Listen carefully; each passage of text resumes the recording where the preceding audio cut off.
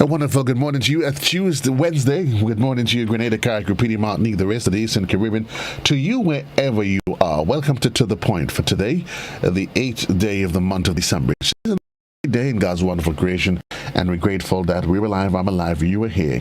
This morning, my guest, Minister, was of the Ministry of Foreign Affairs, Minister Oliver Joseph, and this morning we'll be discussing, among many things, government's initiative and plans as it relates to keeping the economy stabilized and ensuring a better way of life for the average Grenadian. With that said, I say good morning and welcome to Mr. Minister. Good morning, Minister. How are you?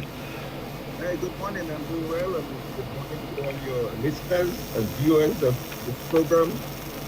This is a very popular program in Grenada, so I know we have a lot of listeners, not only in Grenada, but also in the diaspora. So I want to greet the Grenadians in the diaspora and to wish them well, and to all our viewers and listeners. I am happy for this opportunity to talk about government's plans for the economy. Indeed, and I say thank you for being part of the broadcast. The last time I remember you and I having you on this forum was probably almost close to more than 4 years ago. Actually, it was on the heels of election, so I'm not sure if this is if this is premonition in the making that here we are. Well, we're going to leave that alone. Certainly, for governments, its role is to provide the right ambience for business and to provide the enabling environment that allows for a greater way of life for the people. Only recently, we heard the budget presentation, and certainly contained therein were a number of measures from the government's end aimed at helping to alleviate some of the cries and the concern of the average Grenadian. Minister, can you highlight some of those plans for me that was highlighted in the budget, and then we can break them down and have a conversation on them? Yeah, thank you. Sure. So what I will do is to focus on the relief measures that were announced in the budget. Yes. Right. So, why relief measures? Well, COVID-19 had a devastating impact on our economy and our people. Livelihoods were affected and lives. So the government task was to protect lives and livelihoods. We had to take certain decisions that naturally would affect the functioning of government. For example, to lock down the country when the majority of your revenue comes from border taxes at the port, and where your economy is heavily dependent on tourism, and where you have St. George's University contributing approximately 25% to GDP and had to close and students return home. It was a real serious blow to the economy. But as government, we had to manage and ensure that we give hope to people.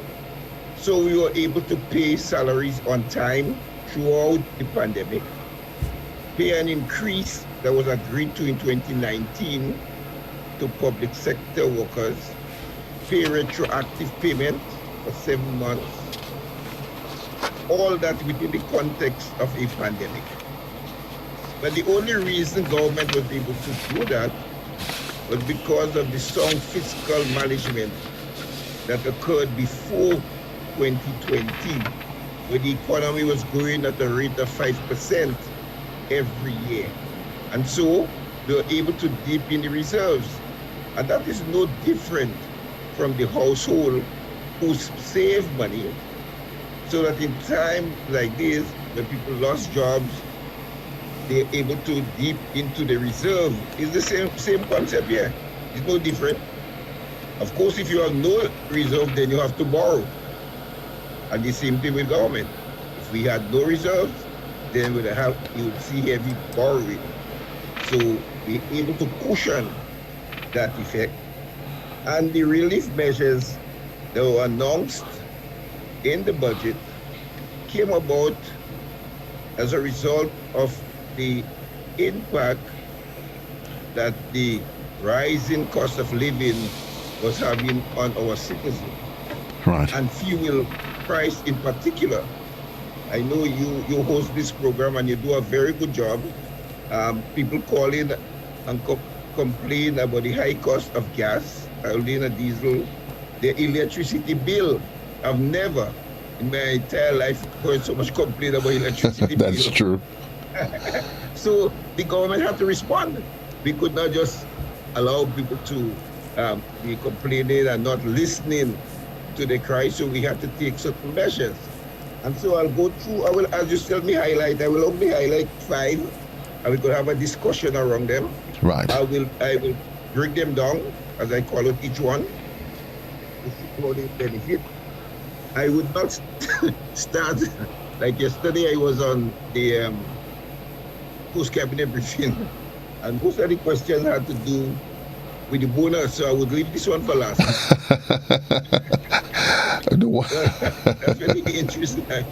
So before you ask me to start with this one, I'm saying early that I would leave it for last. Well, there's the expression that says you save the best, you will save the best for last.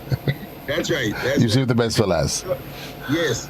So I'll start with the major one. So the reduction in non-fuel charge per kilowatt hour of a 25% reduction for all categories of consumers. Now, in the electricity bill, you have fuel charge and you have the non-fuel charge. The fuel charge is affected largely by the prices of oil and gas. And you had an increase in that area. The non-fuel charge made up of taxes from the government, and therefore the government, now the majority shareholder in Grenlec, took the decision to reduce the non-fuel charge by 25% for all categories of consumers.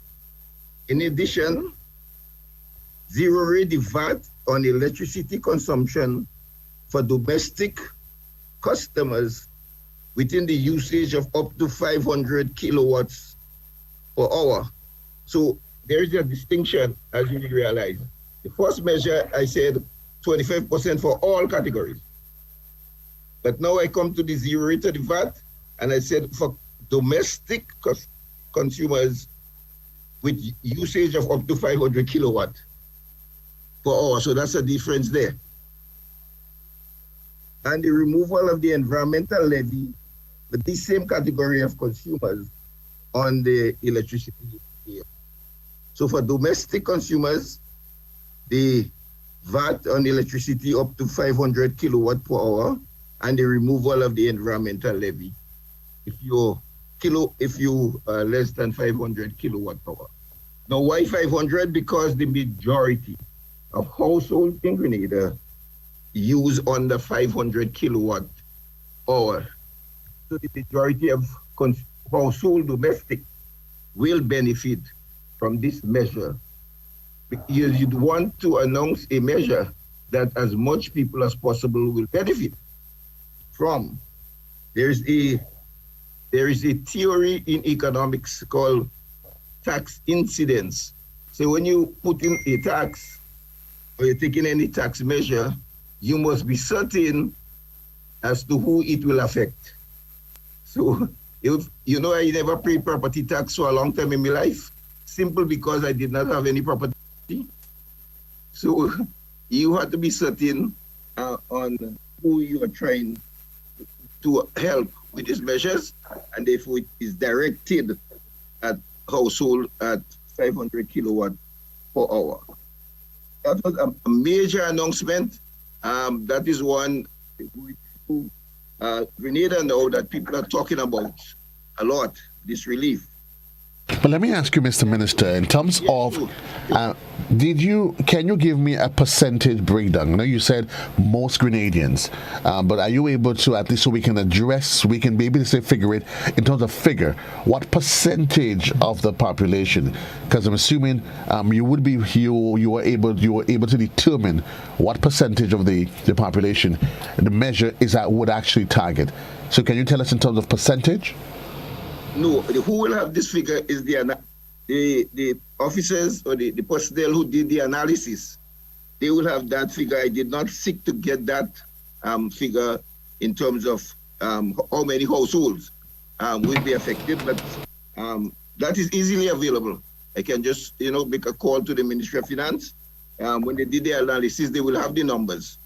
But it will be an average because you have 500 kilowatts hour usage less than that in November, and as you know, in December you could cross it because of the excess use for Christmas time with all these lights that they put up, all this Christmas tree lighting. But on average, I can get that.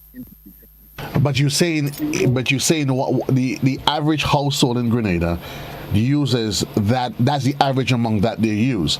So by reference, it should have a positive impact on most Grenadians. Correct. That's correct. Okay. Right. So I'll go to the second measure. A cap, I want to stick to fuel steel, a cap of $15 per gallon on gasoline and diesel, effective from the next billing cycle, which is the 18th of December. So come 18th of December, there is a cap. It means that government will be giving up a lot of its revenue collected on gasoline and diesel to cap it at 15, because the current price is 17.45. And if the oil price increase, it means that for December 18th, the price could have easily reached $18. But so the measure here is to cap it at 15, and government give up the revenue to ensure that gasoline and diesel do not exceed $15 per gallon. And I know that the bus drivers are extremely happy with that, because they said to me they are not making much profit now because gasoline has risen to that extent they take cutting into their profit. Right. And so they happy, but not only bus drivers, all of us who drive vehicles, we are happy to see gasoline cap at 15. So we know in no billing cycle we'll see it at exceeding $15. So the measure the measure minister was presented during we were presented with that information during the budget, and it takes effect as of the 18th. That's the billing cycle. How long is that capping intended to remain in place for? Well, a budget is for one fiscal year. That's our budget. So unless the minister indicated otherwise, it is reasonable to assume that it will be for 1 year. So it is safe to say to the Grenadian public that as of the 18th of December, for a period of 1 year, the price of gasoline and diesel, unless otherwise indicated by the minister, will not go or should not go beyond $15 per gallon. I think you are explaining it better than me, you know. I like how you put it. Well, I just want to make sure that the general public gets the understanding. No, you're helping me very good on that line. The way you break it down there, I don't think anyone could have any doubt going forward. Yeah, so you're absolutely correct. Unless otherwise, going to go to Parliament and make other changes, you can assume. The other measure I want to highlight briefly, the VAT exemption on additional 5 items. Now the word additional, the minister used the word additional. I've heard people saying the whole is only 5 items. No, when he says additional, because there is a zero-rated list already in place. That is correct. That is correct. Sugar, flour, yes. So there's an additional 5. And the question of why, well, you could ask why about any one of the 5. Why split peas and why turkey? But again, this thing was done scientifically. You look at the usage of it. Saltfish, widely consumed. Turkey parts, vegetable oil, cheddar cheese, and split peas are added. And zero-rated means that no VAT will be applied. When it is imported, there will be no VAT. And VAT is at the rate of 15%. So 15% VAT will be removed from these items. So let me ask you, Mr. Minister, because we certainly always want the general public to be able to appreciate it. So that is a consumption tax. So it is paid by the consumer when they go to make a purchase. Correct. The VAT is added on to the purchase. So if I see saltfish at $10, when I go when I get to the cashier, the 15% is then added on to it. Well, some businesses will put it one time in the price, and others will do it when you go to cash. But the general practice is to include it early. Right. And the reason why I'm asking you, because some have argued, yes, we know that there is a basket of goods, and the question was being asked, how did government, what determination is used? We said it was done scientifically, but there's some that have asked, they say a pound of saltfish as it is now is way beyond $10, and the argument is, saltfish is not Mr. Saltfish, is that the average Grenadians on the lower end of the economic ladder may not be necessarily, even with a reduction, with the VAT being removed, may not be able to make the purchase. What would your response to that be? Well, the response is simple. We have no control over the prices that we pay because all these items are imported items. So if the cost of the insurance and the freight increase, what we call the landed cost, the cost it will land at in Grenada obviously will increase. What government have control over are the taxes that are applicable to these items, and that is why government decided to move the VAT out of it in putting in the charges that are placed on imported items. Yeah, we have no control over whether the reason saltfish price went high up because there was a higher demand for fish rather than meat, And all of a sudden you see, we can't even, you're too young to know that. But when I was growing up, we had a Canadian cod. That was a very popular saltfish. We cannot get it now, It is so much in demand. We cannot get the Canadian cod, which is a very popular fish. So that's external factors that are affecting the prices of it. And so the government respond by removing the VAT to give an ease to the public. So I'll go to our next measure.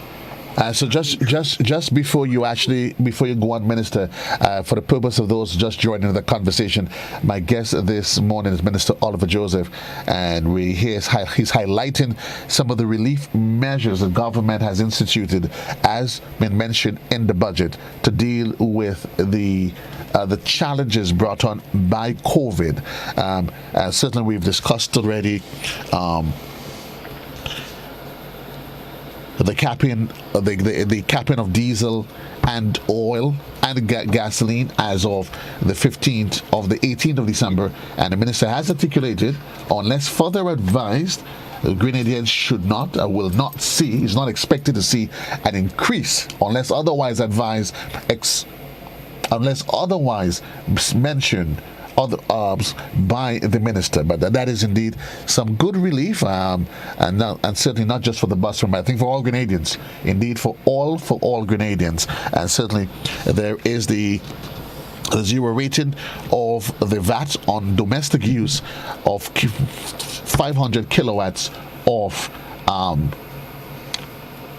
fuel, 500 kilowatts of usage from Grenlec.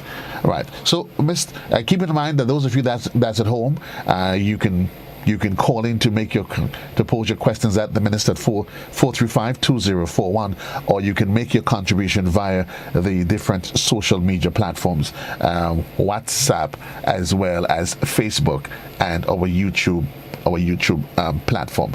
Yes, Mr. Minister, proceed. Right.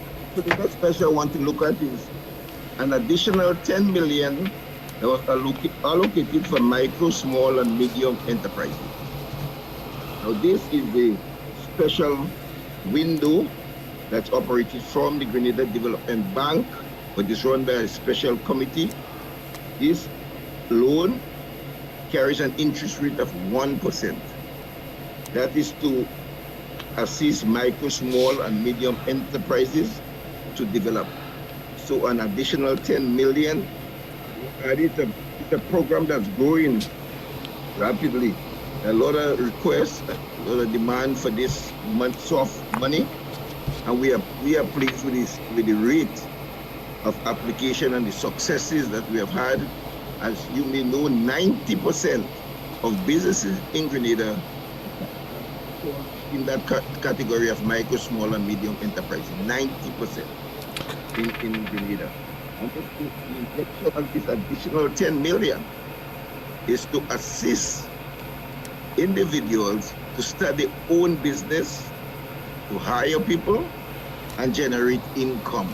Because the government cannot provide all the employment that people are seeking.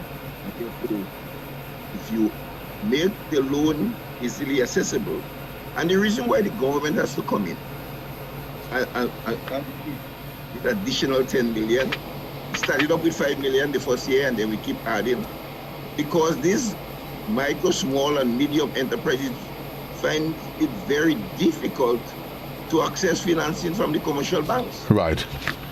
The commercial banks are very liquid, you know, but they still, and when I asked one loan officer in one of the commercial banks, why is it so? They said, well, it's too risky to give these micro and small businesses. The risk is too high. You know, they prefer to risk 100 million instead of giving a small man 25,000. Yeah, that was the response, the risk. Okay. They said the risk. So let me ask you, Minister, while we're at it, let's sort of if we could labor on this for a while. If we can labor on this for a while.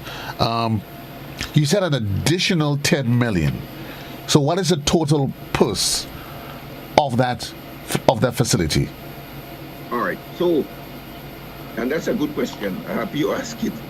As I said, we gave $5 million in the 2020 budget. It is a revolving scheme, so as people get, they continue to pay. And that is why this 10 million is in addition to what they have already inside by people repaying the loan. So right now, we estimate that when the 10 million added to what is there at the moment, that could account for $13 million that will be available in 2020. But do you have any figures that would be able to represent how many persons actually benefited, small businesses that were able to benefit directly from it? Yeah. Is there figures that you can actually show so we can at least have an appreciation for how many actual small businesses were able to benefit from it directly? Yeah, sure. I have all the data. I just did a recording. I just give all the facts to an interview I had with Kalish Rafari just 2 days ago, where I presented all the numbers. So off my head, because I did not come with the document in front of me, but we know from the time it started, this help micro, small, and medium enterprises, that over 462 new businesses were created as a direct result of this assistance to them. In all, in Grenada, we have registered businesses in Grenada of registered business operating, micro, small, and medium enterprise businesses operated in Grenada. That is those that are registered, because that's how we capture the information from the registration.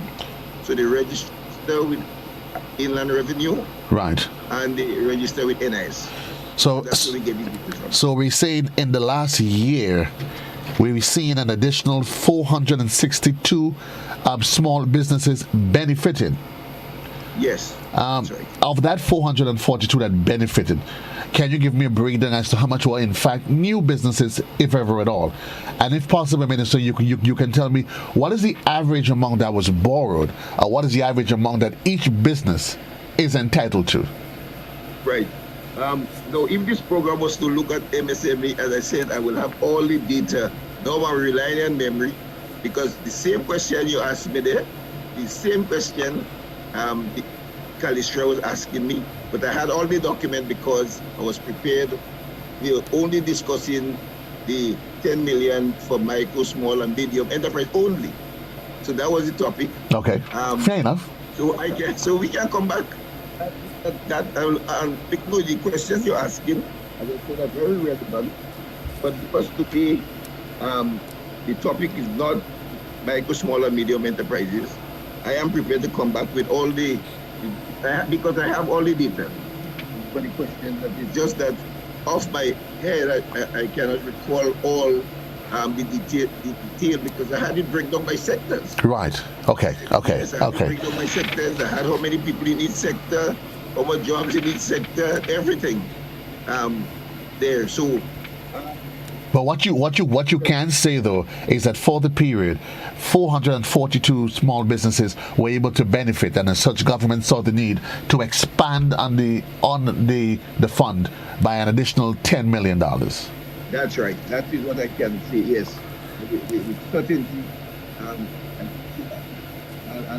I could also say that it is a growing area where people are looking to this facility to start their own business. Then the number of people that have shown interest in this area. If government did not come forward to provide these facilities, these people would not have been able to start their own business because, as I said to you, the traditional commercial banks think it's too risky. Right. To give them money. And for the government come in. And that fund is available through the Grenada Development Bank? Yes, at a special window at the Grenada Development Bank. Now, the Grenada Development Bank have their own small business facility, but this one is for micro, small, and medium enterprises that is processed while they are located in GDB, but it's processed separately from the bank itself. Right. Yes, on a separate committee to do the evaluation.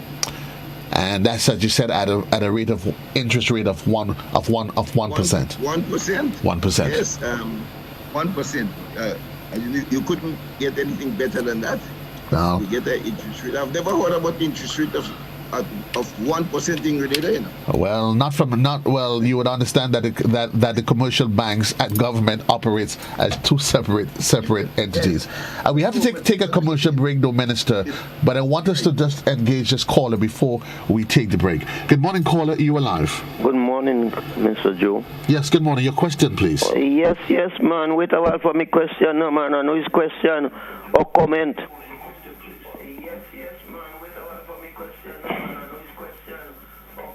You have a question or a comment, sir? Wait a while, Joe. Oh, God, you too vicious. Anyhow, let me tell you. Oh, God, you hand-bugging me. Let me say what I have to say so then you would cut me off if it's not a question or if it's not a good comment. Let me tell you this. A lot of us, I guess...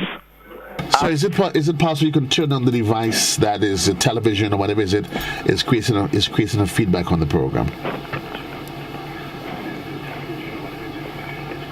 29 minutes on to the hour. My guest this morning. Yes, sir. Go ahead, please.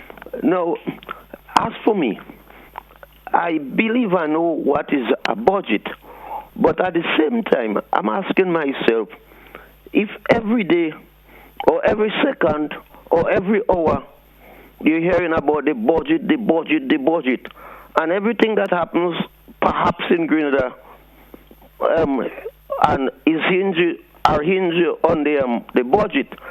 I, for me, myself, look at it and say, well, this thing is becoming boring and boring.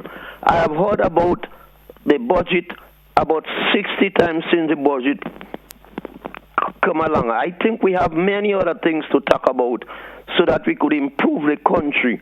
Maybe we could have programs like maybe the youths might call and say, give their opinion, what they think is best for us or for them on this.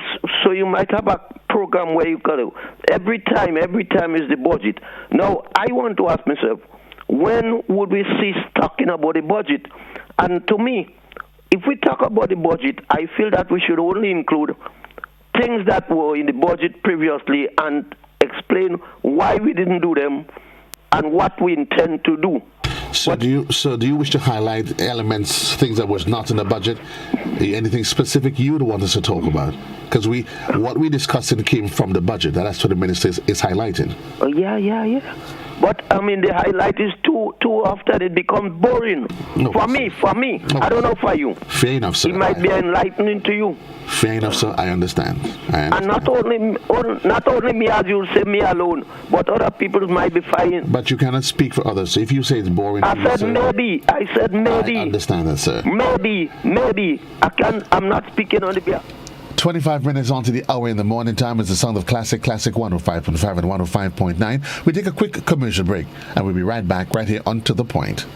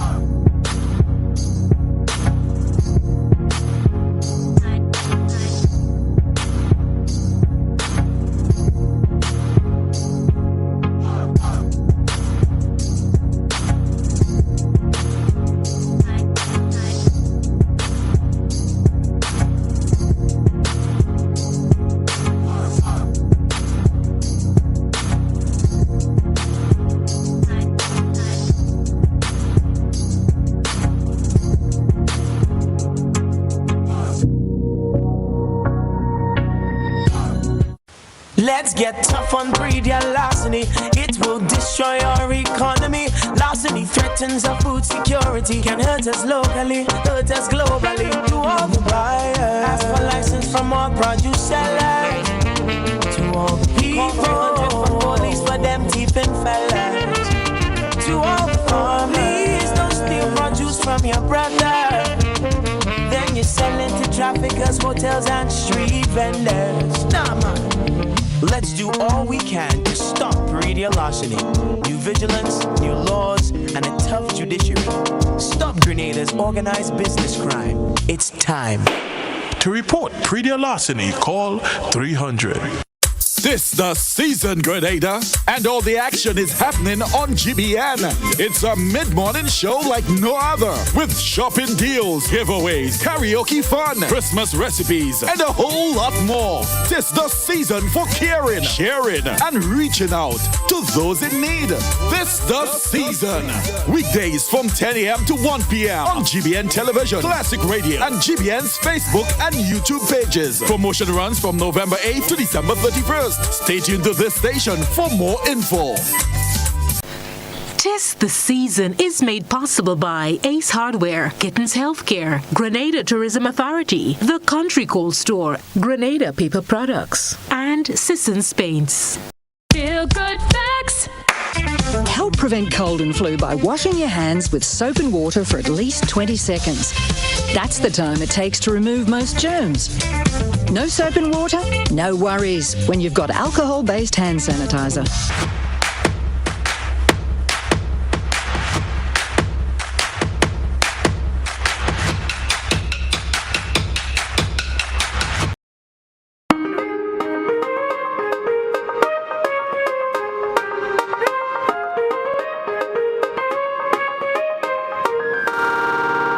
Thank you, Mr. Minister. Welcome back to the program, To The Point. My guest, Minister Oliver Joseph. So, Mr. Joseph, time is always of the essence. We've discussed, right, and we were highlighting some of the relief measures being introduced by government. We got as far as the 10 million, and I think we were just. I saw you got up in your leave. Well, was that to facilitate, to provide, to be able to furnish me with some answers? It was to look for the document that I use. Oh, okay. I actually thought so. I thought that's what it may have. You're correct. That's what it was. But I want us to have one just on the micro, small, and medium enterprise. We can certainly make arrangements for that. We can definitely make arrangements for that. Right. So there was the additional 10 million, and that fund is available for small and medium-sized businesses, and at an interest rate of 1%. Okay. Some of the other measures, Minister. No, well, the big announcement I said I'm going to leave for last. The bonus? I don't want the time. I don't want the time run out. Yes. So let me go to the big announcement that was made. The Minister of Finance announced that all frontline public sector workers, defined as all officers of the Royal Grenada Police Force, along with medical personnel and auxiliary workers in the Ministry of Health, who physically perform and continue to perform, and by virtue of their duties, were exposed to the risk of COVID-19, will receive an additional month's pay during the month of December. So the additional month pay will be for the members of the Royal Grenada Police Force, all members, and for medical personnel and auxiliary workers in the Ministry of Health who, in the performance of their duties, were exposed to COVID-19 will get an additional month's salary. So you know in December, government usually pay early. Right. 18th. 18th this year is a Saturday. So we are looking to pay on the 17th. Good news. But the good news, Joe, I agree with you, it's good news, but you know what happens when January comes, when you get paid so early? Because you have to wait till the end of January to get paid again, you know. Well, hopefully with the additional month, we'll be able to buffer that. But let me ask you, Minister, you mentioned police officers, medical personnel, and auxiliary to the medical staff. Right. Who exactly encapsulates the auxiliary staff? Right, good. No, that's good. So that, because I told you that is the one where the workers are very concerned. Am I covered in the auxiliary staff? So as you know, you have ambulance drivers, you had additional wardens, health wardens. Yes. Out there performing duties. You had other support staff. They are not doctors, they are not nurses, because nurses and doctors will be covered. Right. But they worked along with these medical personnel going out to the field. I went three times in St. David's, where they were administering the vaccine. And most of the personnel there they were auxiliary. They came to help. Right. To assist. So these people will be entitled to the 1 month pay. Okay. The other workers, all other workers that are paid by the central government will be entitled to half month pay. So the other workers, besides the two categories that I mentioned earlier, will get half month pay. Now, let me quickly go into this issue of whether contract workers will get or Imanis or not. It is not defined by the nature of your terms of employment. Mr. Minister, I'm not sure. I'm getting some feedback from social media. Do you have an air conditioner that's running behind you? Well, except that it's not working. That's not good news. Okay, that's not good news. I will leave that alone. Right. Yes. So I was explaining. So if you are a medical personnel, whether you are Imani, you're a contract worker, you have a contract for service, or you have a government contract, that does not define if you get a month. What defines whether you get a month? Whether or not you're a frontline worker. Your employment status has nothing to do with it. Okay. So let me ask you, Minister, because I've started hearing this argument regarding nurses and who qualifies for it. Is there a stipulated period that this frontline operation would cover? I mean, COVID. We've been through COVID. For the budget and covers is for a new year. So, what period? Is it from January, come right down to December, or is there a specific period? At the moment, we are not looking at a specific period. We are looking at people who perform the duties during COVID-19. So we started out in 2020, having to take measures in 2021. If you get down to all these nitty-gritties, you'll never have time to pay this money by the end of for Christmas. But that's why I'm asking, because all of a sudden now there's a lot of questions that's been asked, and I'm wondering whether or not government actually did anticipate that, because I'm hearing the questions now even regarding persons at the different nursing homes. I'm assuming they would all make up part of the auxiliary staff. They're not necessarily nurses. For example, there was outbreaks at the nursing homes. Those individuals, they would be covered as well. Security. What about? Okay, so the first thing is that the announcement says that workers that are paid by central government. Okay, right? To start with. So that's the first thing, right? Now, asking about, you're talking about homes that have been given subsidies by government, assistance then. Right. Right, and you're talking similarly of, and we had all our questions, eh?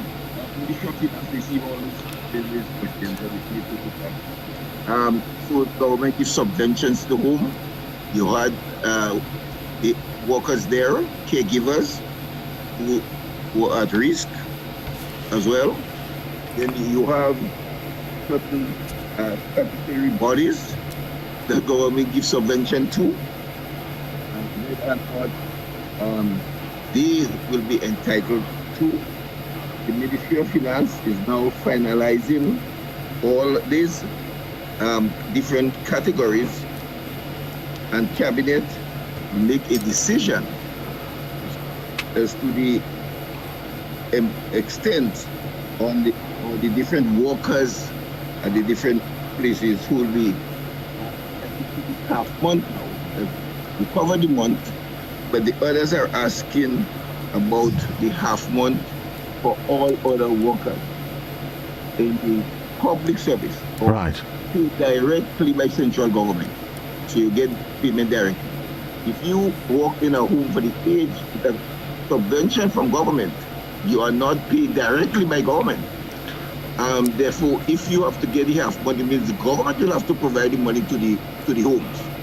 Right. Because if we ask them to pay, they may not have the budget to do that. So all this consideration, all these factors, and as announced that if at the time of the payment, the cabinet has taken a decision to extend the payment, then that will be paid during the month of December or January. But these workers, that if they qualify, will not be left out. We want to ensure that all workers are covered from this half month salary for them. So there are those that's from the central government perspective, they're covered. But certainly during the COVID-19 period, there's been a lot of conversation as to who actually makes up front end workers. We've seen the supermarkets. I know they were actually highlighted. They were given permits and passes as being part of frontline workers. Yes, they do not cover by central government, but certainly, given that government has seen the need to reward the frontline workers, has there been any consideration given via conversation with those private entities as to whether or not government can possibly assist with them being part of the remuneration package? No, not with private entities, with statutory bodies, not private entities. But I'm saying any conversation. No. Okay. No, because the announcement, as I said, refers to employees that are directly paid by government through the treasury, that directly paid by central government is the workers that we are focusing on. The conversation, however, extended to the institutions and various homes and statutory bodies that government give assistance to, whether or not these will be covered. There are some statutory bodies that get all the subvention from government, so they are paid directly by government and they will benefit. And there are others that government just give a subvention. And therefore we are looking into that. But with respect to the private sector, no, we have no discussion has been held, but we think maybe if government sets the example by paying all its employees, the private sector may wish to follow government's example and do likewise, if they are in a financial position, because remember, COVID-19 seriously affected these businesses. Right. So if they're in a position to do that, that would be nice. But the conversation we are having here now is for all employees paid directly by government. All employees paid directly by government, but I know folks will be hoping that government could certainly have a conversation, even with the others, that's not necessarily paid by the central government. Maybe you can offer those private sector entities a little bit of buffer, maybe additional buffer, that they might be able to say, well, yes, we can, but certainly, because all would appreciate that it was an all-hands-on-deck approach to address the issues of COVID-19. And then we'll have to think about where the resources coming from if you're extending it to the private sector. Well, I'm not saying extended it to them, but at least have a conversation as to where governments can help. And it's a conversation that's going to be ongoing. Yes, sure. I'll take your advice and we can have a conversation with the private sector. Maybe. Okay. We're keeping our eyes on the clock, 435-2041. There's a lot of questions that's coming in via, and we do apologize. We seem to be having some challenge, as we did intimate to you, Mr. Minister, regarding the audio from your end, and that seems to be, it is affecting the quality of the broadcast. But we do have a caller that is on a line.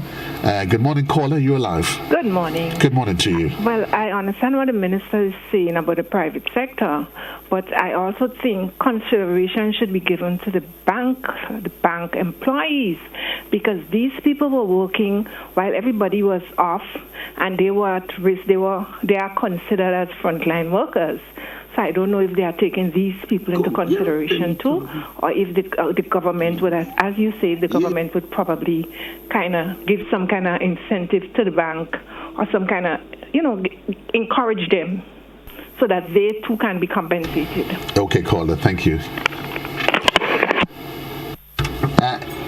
Minister, your thoughts and comments. I think you probably may have opened, and I want to put it nicely, a Pandora's box, maybe.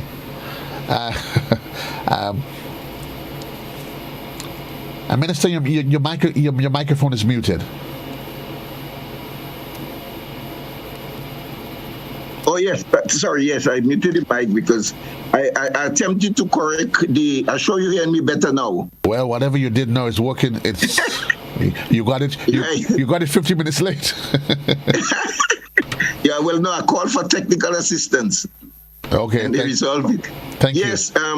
So your last comment was what? I did. I know we were highlighting the fact that the payments is regarding those coming out paid, persons being paid directly by the central government. But the caller called to highlight the fact there were bank workers, and I was saying maybe the government has opened a Pandora's box here, and maybe some serious conversation probably should have as to exactly what happens going forward.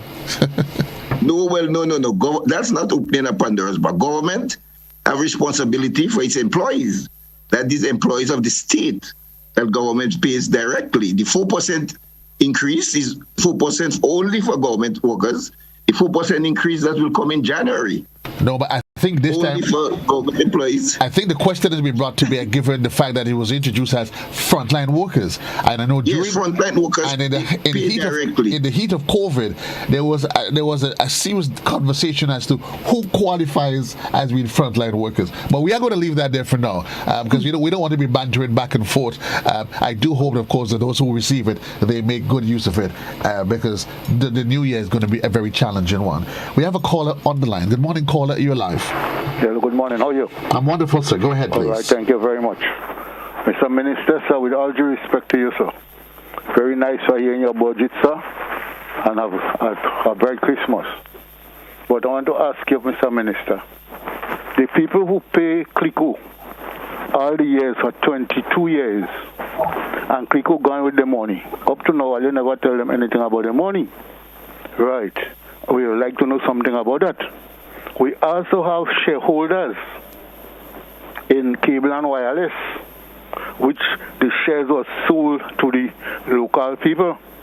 And we're not hearing nothing about that, but we're hearing about Pandora box here and Pandora box there, and this one open there, and this one go there, and that one go there. So what's about the ordinary people? That is what you call the Prime Minister say, hungry mouth. That is what's got them to be hungry mouth, because the policy about it. CLICO go with the money. CLICO go with the money, and then they invest in cable and wireless. Cable and wireless will give them nothing, and they end up, they don't have work, they don't have nothing. So they come hungry mouth. So the Prime Minister telling them now, they hungry mouth, but it's the same hungry mouth people. Let me see if I can get the Minister, if he can, to offer you a response to that, sir. Thank you. Okay, I did not hear the question. I'm not sure if the problem was on my side. Well, could you just repeat the question? I didn't hear it. The caller was making reference to challenges, the financial woes of individuals that was affected by the CLICO-BICO scandal. And he also, and I think I remember somewhere, there was some utterance being made in the budget regarding that. I think I remember it. And he also was highlighting challenges of persons regaining funding from CLICO, cable and wireless, and as a private entity. But anything from government, can you speak as to anything relating to persons that were affected by some of the financial fallouts, for the likes of CLICO, BICO, and so on? Yes, the minister did announce that they are looking at a solution with the government of Barbados, where bonds have been issued and they're trying to get the bonds monetized so that they can pay holders of CLICO and BICO. He did make that announcement. The second part of cable and wireless, I'm not sure I could address that because I'm not sure about the facts there. Thank you very much, Minister. Minister, 5 minutes onto the hour, we have to wrap the hour run so quickly. But I do want to remind you that we have an outstanding promise that you would rejoin me so we can talk about the small, medium, and micro-sized businesses. We want to say thanks in the meantime for those of you that is online. Yes, Andrea. Yeah, we did take a beating for that one, but that's just the nature of the game. I'm gonna give it 2 minutes, Mr. Minister, just to wrap. I think that the measures really touch the lives of people. However, I want to just reiterate the fact that we have lifted the curfew, so the hours have been removed. It does not mean that we are free from COVID. I want to urge the population to continue to observe the protocols, to continue wearing the masks and doing the sanitizing. And as you enjoy the festive season, bear in mind that there is life after Christmas and that we should remain safe during the Christmas holiday. Thank you, Minister, and I'm certainly hope. I'm not sure when we'll get a chance to get around to your promised engagement, but if we don't, I want to wish you all the best for the holiday season. And you too, I want to extend best wishes to all our listeners, viewers, and to the GBN staff. And I want to encourage you to continue this morning shift and this program because I can tell you it is widely listened to. It's one of the most popular program that you have on GBN, and you are doing an excellent job. And I thank you for the way we conducted this interview this morning, the way you're able to break it down and make it absolutely clear to the public, you have really helped in getting the message across. And so I wish you all the best at the staff of GBN for the Christmas season. Does it in any way help me to make an application for the 1 month bonus? Oh, thank you, Mr. Minister. All the best to you. You take care, sir. Thank you. And that's, folks,